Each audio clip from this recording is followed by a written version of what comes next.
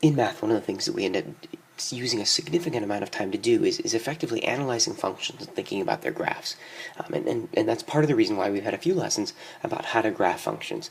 And as I've mentioned before, I'm not really interested in us having a super clear picture of what the graph looks like. I want us to have a general idea of what the thing looks like. So with that in mind, we've already talked about parent functions and how we can shift and move those around. One of the other methods of factoring we'll commonly use is graphing by factoring. This is something you guys already know about, and I'm just reviewing it. The idea here is you're just factoring the function, you're setting it equal to 0 and finding its roots, and that just enables you to sort of graph those roots and come up with an idea of some sense of what the function is going to look like.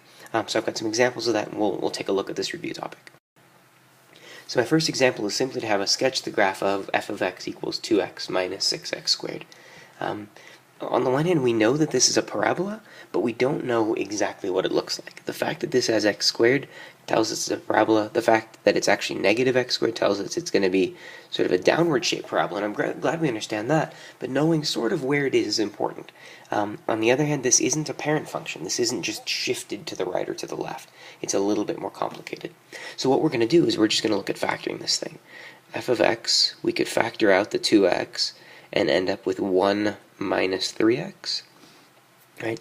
So now that this is factored, when we set equal to 0, right, we can effectively use the thing called the zero product property to set each of these things equal to 0.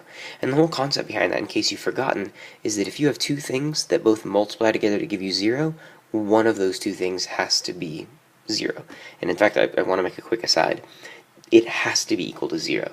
If it's not, like if I said something times something equals 6, we literally have no idea what a and b are. They could be 2 and 3, they could be 1 and 6, they could be 100 and 6 over 100. I could find tons of numbers that multiply together to be 6. But if you have two things that multiply together to be 0, one of these two things has to be 0. And so that's where this comes from. So when we set these both equal to 0, we can solve and find that we have x equals 0, and then over here x equals 1/3. Right? These two values are now my x-intercepts of the graph. Right? So if I asked you to sketch a graph, we could go to our graph. We could plot this point. I need to be zoomed in a little bit more. We could sort of plot this point here at 0. If this is 1 over here, we could plot 1/3 right here. And then I need a parabola shape, right? And we remember from before that the function that we were working with is 2x minus 6x squared. We remembered that this is downward shaped. And because of that, we sort of draw our downward shaped parabola fitting through those 2 points. Now you might be wondering, how high up did I go right there? If you really want to, you can plug in a number between 0 and 1/3 and find out how high it goes. I just wanted a sketch, so this is good enough. Right? So this is the idea of how sketching by factoring, by finding the x-intercept works for us. Here I have another example. I want us to sketch the graph of f of x equals x cubed minus 4x squared plus 4x. Again, presumably using factoring. So take a minute and factor this. Take a minute and find out what the zeros of this function are. So if we set this equal to 0, let's see here, I can factor in an x. That'll leave me with x squared minus 4x plus 4. Right? From there, I can factor that quadratic that's left there. This will end up being x minus 2 times x minus 2. In other words, we end up with x times x minus 2 squared. Right? And this problem is simple enough. We may not really need to go through the trouble of setting them both equal to 0.